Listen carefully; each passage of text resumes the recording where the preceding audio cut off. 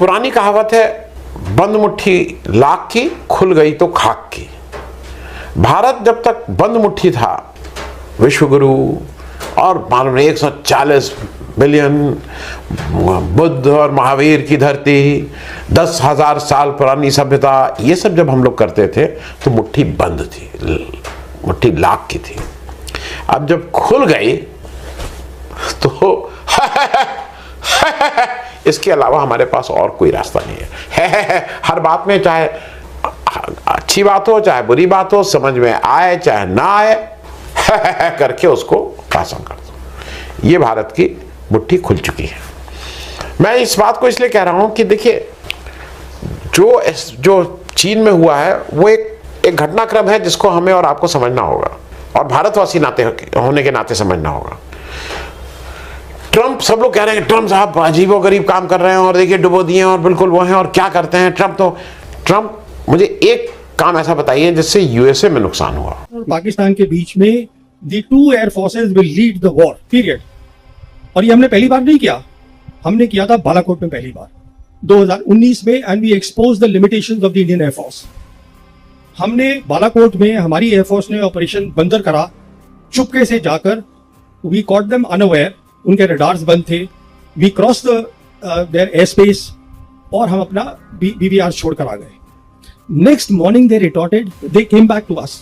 याद होगा आप लोगों को, दिन के टाइम उन्होंने किया, और उनका फोकस क्या था? उनका फोकस था military targets, not non military targets. आप कभी एयरफोर्स नॉन मिलिट्री टारगेट्स पे इस्तेमाल नहीं करते बाबा। उनका फोकस था मिलिट्री टारगेट, और उन्होंने क्या देखा, हमारी इलेक्ट्रॉनिक वॉरफेयर बहुत कमजोर थी। सिंपल वर्ड्स में इलेक्ट्रॉनिक वॉरफेयर का मतलब ये होता है कि काबिलियत की आप दूसरे का कम्युनिकेशन को जैम कर दें। तो हमारे जो ऑफिसर थे उनका कम्युनिकेशन जैम हो गया, he was taken prisoner of war. हम कुछ लेसन नहीं सीखे, बट वो सीख गए कि इलेक्ट्रॉनिक वॉरफेयर पे फोकस करो। This is the key to the modern warfare. Electronic warfare होता है what is called, I won't give a technical explanation, it is some, अगर आप किसी भी फौज के पास एक काबिलियत है इसमें कंपीट करने की, तो वो लड़ाई जीत जाएगा। दूसरा अगर उसमें नहीं कंपीट कर जाएगा, वो लड़ाई हार जाएगा। It's simple as that. So that is electronic warfare. How do you jam the communication of the enemy? This is the lesson that they learned. As a consequence of that, देखिए, हमने अपनी आंखों पे पट्टी बांध दी, तो हमने 2019 में कोई लेसन नहीं सीखा। अब देखिए सिंदूर में क्या हुआ, हमने फिर वही किया। हमने सिंदूर में इस बार जो पाकिस्तान की जो सरहद है उसको हमने ब्रीच नहीं किया, एयर स्पेस को स्टैंड ऑफ वेपन से, but we hit the terrorist target, वो हमने किया। पर इस बार वो तैयार बैठे थे। I won't go in the technical details. All to tell you is that it is not really about the J-10 and the PL-15 missile. कि एक तो जो अगर आपका जो हवाई जहाज है, मान लीजिए वो सिर्फ 400 किलोमीटर तक देख सकता है, but because now it is linked with the satellite, अब वो 1000 से ज्यादा देख सकता है। Even before the enemy sees you, you see the enemy. USA का जिससे व्यापारिक घाटा हुआ, ट्रंप वो सारे काम कर रहा है। ट्रंप व्यापार के रूप में, ट्रंप ने बिल्कुल ये देख लिया है कि बिना चीन को साथ लिए अब इस दुनिया में, जिसको कह रहे हैं ना, दादागिरी संभव नहीं है। तो जब कोई एक बड़ा दादा आ जाता है, मतलब एक कोई, माफ कीजिएगा, कोई एक उभरता हुआ दादा आता है, तो बड़ा दादा उसको कुछ एरिया देता है कि ये तुम्हारी एरिया, तुम इधर हम नहीं इंटरफेयर करेंगे, इधर नहीं। ये पूरे विश्व को दो महाशक्तियां आपस में पावर बैलेंस करके आपस में बांट रही हैं कि तुम इसको देखो, तुम इसको देखो, हम ऐसे करेंगे, ऐसे। अमेरिका जो बार बार था कि चीन के ऊपर हम इतना टैरिफ लगा देंगे और 400% लगा देंगे और 200% लगा देंगे, कहीं लगा? याद करिए, ट्रंप ने जब वो अपना शपथ ग्रहण की बात थी तो उन्होंने किसको बुलाया था? उन्होंने किस देश के राष्ट्राध्यक्ष को बुलाया था? याद आया? हमारे यहाँ क्यों नहीं बुलाया था, या किसी और के यहाँ क्यों नहीं बुलाया था? क्योंकि उनको पता था कि चीन में ही वो ताकत है, चीन को साथ रखना है। अगर दुनिया पे इस समय आपको हुकूमत अपनी चलानी है, निरंकुश शासन चलाना है दुनिया पे, तो उसके लिए बिना चीन और आपका गठजोड़ के संभव नहीं है। उन्होंने उसको भांप लिया और वो सारी चीजें उसी हिसाब से कर रहे हैं। अब तो ईरान भी बहुत अच्छा हो गया। ट्रम्प जी के देखिए, ईरान तो इतना अच्छा देश है, उससे बहुत बढ़िया है, पुरानी सभ्यता है, उसके साथ करेंगे। उन्होंने चीन से भी कहा कि भाई ये सैंक्शन उठ रहे हैं, अब चीन भी वहाँ से तेल ले, सब लोग ले, उनसे भी ले, सब। वो व्यापारी आदमी है। मैं कुछ चीज़ें इसलिए कहना चाह रहा हूँ, अमेरिका हो या कोई भी देश हो, हर देश का जो राष्ट्राध्यक्ष होता है, बहुत सी पॉलिसीज उसके हिसाब से चलती है। देखिए भाई, ट्रम्प आ गए हैं, ट्रम्प जो है व्यापारी आदमी है, ट्रम्प का ये है, ट्रम्प अपना टैरिफ वॉर करेंगे, ये होता है। चीन के शी जिनपिंग साहब, ये पॉलिसी कि शी जिनपिंग साहब है, वो ऐसे ऐसे करते हैं, सबको पता है। पुतिन की पॉलिसी, रशिया के, सबको पता है कि भाई कैसे करें। पॉलिसी राष्ट्राध्यक्ष के हिसाब से चल रही है। जरा आपने कभी सोचा कि मोदी जी की कौन सी पॉलिसी है? क्योंकि मोदी जी दुनिया में किस लिए जाने जाएंगे? क्या वो ऑपरेशन सिंदूर के लिए जाने जाना चाहते हैं? कौन सी पॉलिसी, मतलब कौन सी ऐसा ट्रेड से है कि देखिए ये जो मोदी जी आए, मोदी जी ने हिंदुस्तान में इस तरह से उसको आगे बढ़ाया। कोई पॉलिसी आपको समझ में आती है?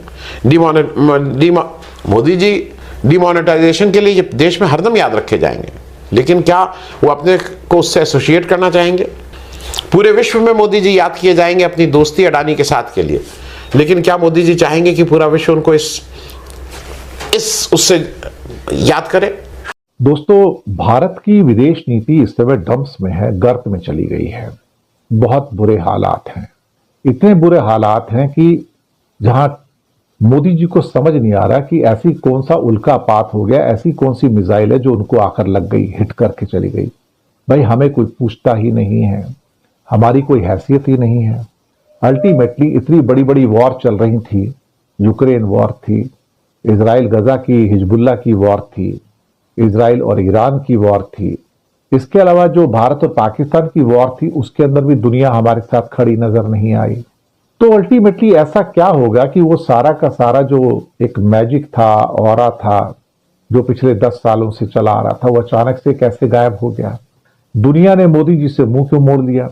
जिस मोदी में उनको पहले बहुत सारी 10 सालों से उम्मीदें नजर आ रही थी, अचानक से वो मोदी एक लायबिलिटी लगना क्यों शुरू हो गया? और बड़ी लायबिलिटी लगना शुरू हो गया, छोटी नहीं, बड़ी लायबिलिटी लगना शुरू हो गया।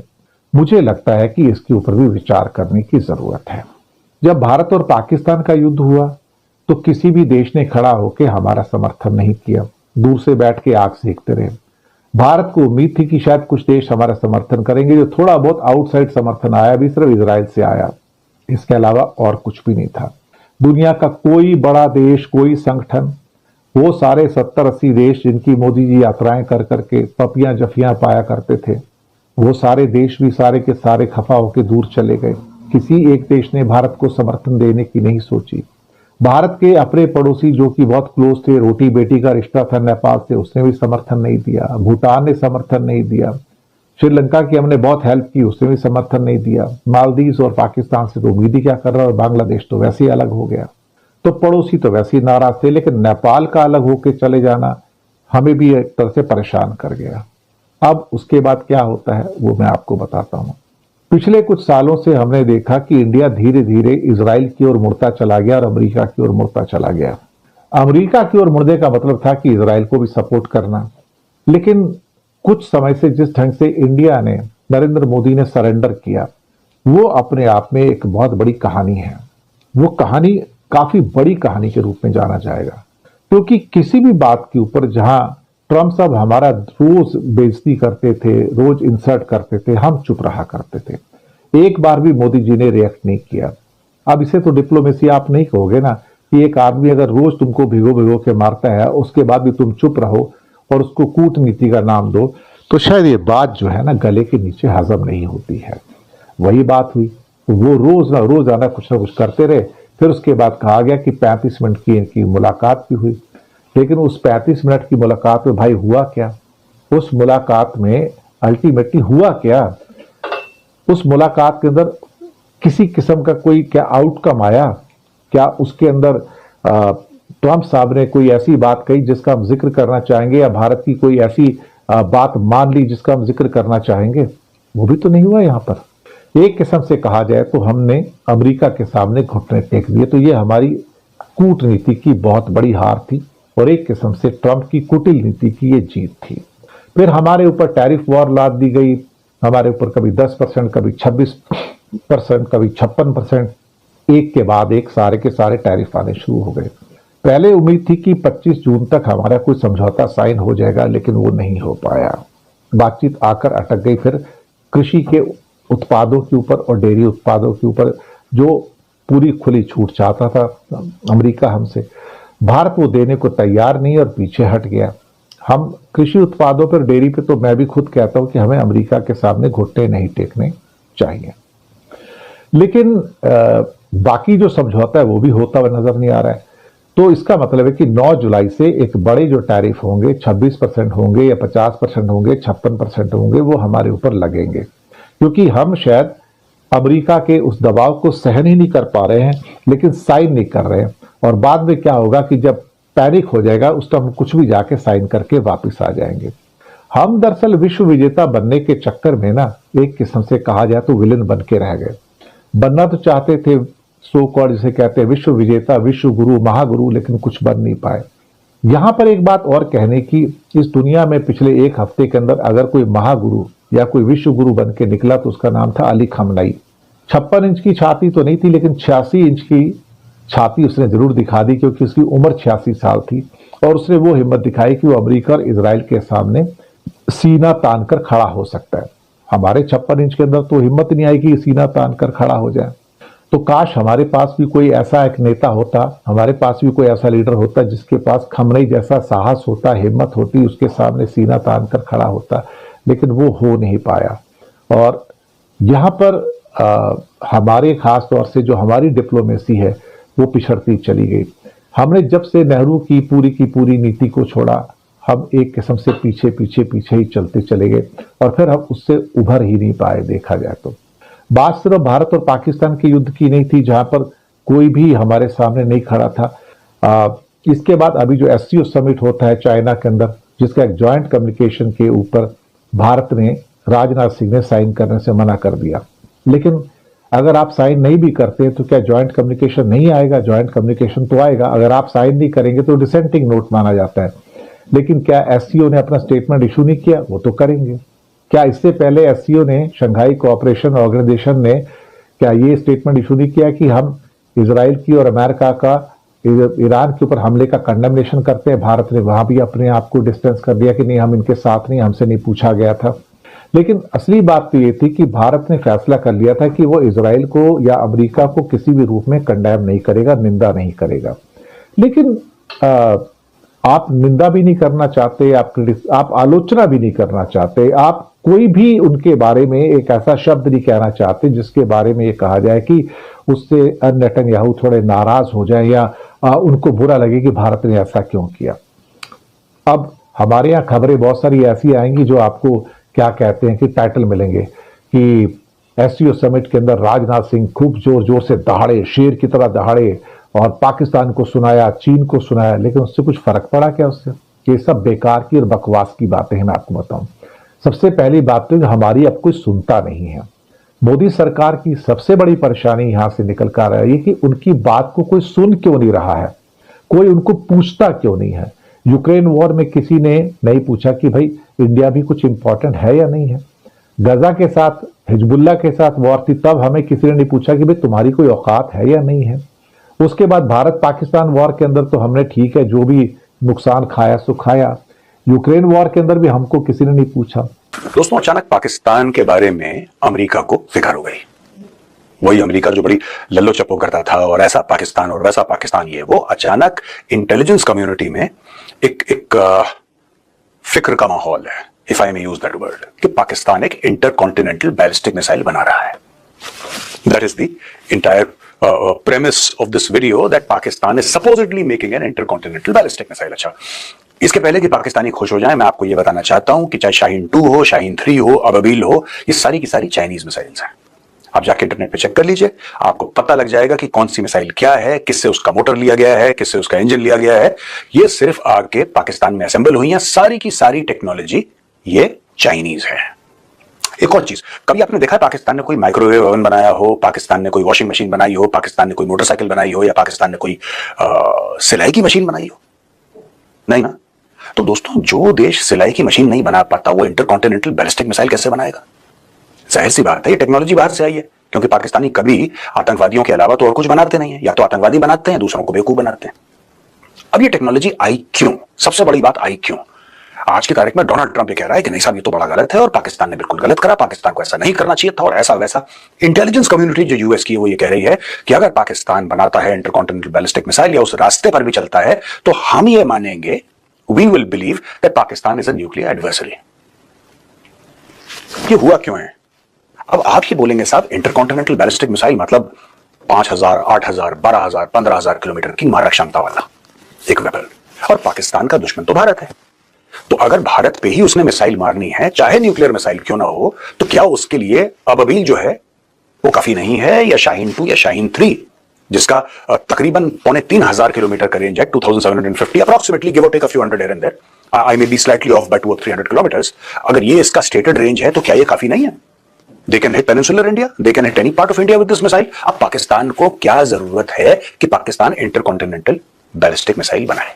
ईरान इजराइल वॉर के अंदर भी जिनपिंग की चर्चा होती रही, पुतिन की चर्चा होती रही, उनके आपस में फोन कॉल चलते रहे। ट्रंप ने पुतिन से बात की, जिनपिंग से बात की, आपस में बातचीत। हम कहां थे? हम तो कहीं थे नहीं, हमें तो कोई पूछता ही नहीं था। यहाँ पर ईरान और इजराइल की वॉर में हम तो पूरी तरह से आइसोलेटेड है। हमारा तो वो हालत है जैसे हम कोई बुर्किना फासो होते हैं या कोई हम पपुआ न्यू गिनी होते हैं। हमारा तो वो हाल था, हमें कोई पूछता नहीं था।